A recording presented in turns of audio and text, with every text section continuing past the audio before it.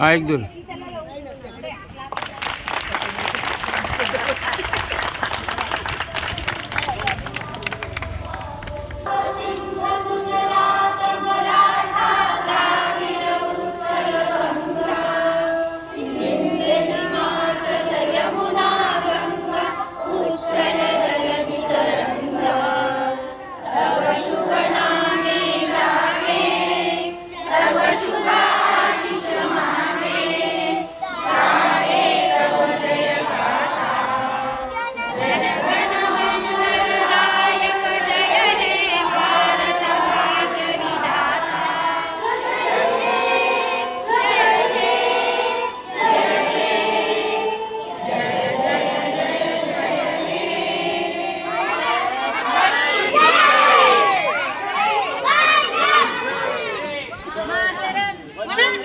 भारत माता की वंदे, भारत माता की वंदे।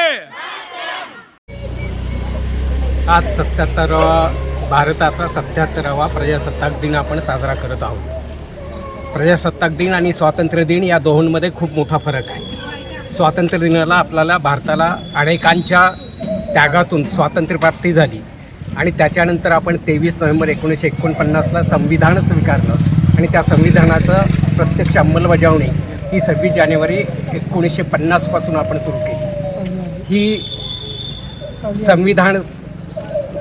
संविधान साजरा करत असताना आपल्याला सगळ्यात मोठं वैशिष्ट्य जगातल्या सगळ्या संविधानांच्या पेक्षा वेगळंच जाणवतं, ते म्हणजे इथे कोणीही व्यक्तिगत मी राजा, मी राणी, मी आमका असं न म्हणता आम्ही भारताचे लोक असे आपण म्हणतो।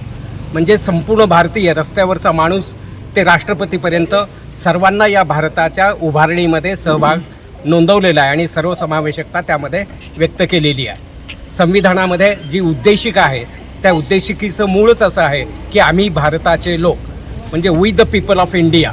म्हणजे यामध्ये कुणीही व्यक्तिगत असं नाही, सर्वसामान्य माणसांच्यापासून ते राष्ट्रपतींच्यापर्यंत आणि पंतप्रधानांच्यापर्यंत सर्वांचा या देशाच्या उभारणीमध्ये मोठा वाटा असतो।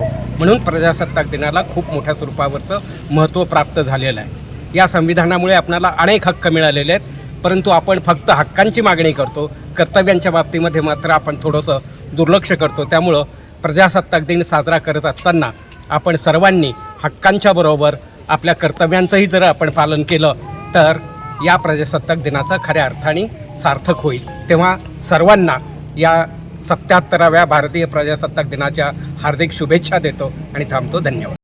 आजच्या 77व्या प्रजासत्ताक दिनानिमित्त मी एवढंच सांगू शकते की आपण सर्व एकजुटीने राहायचं आणि जे स्त्रियांवर किंवा मुलींवर अत्याचार होतात ते थांबवण्याचा आपण सगळ्यांनी प्रयत्न करावा, ही आपण सगळ्यांनी शपथ घ्यावी असे मला वाटते। Like, subscribe, click on the bell.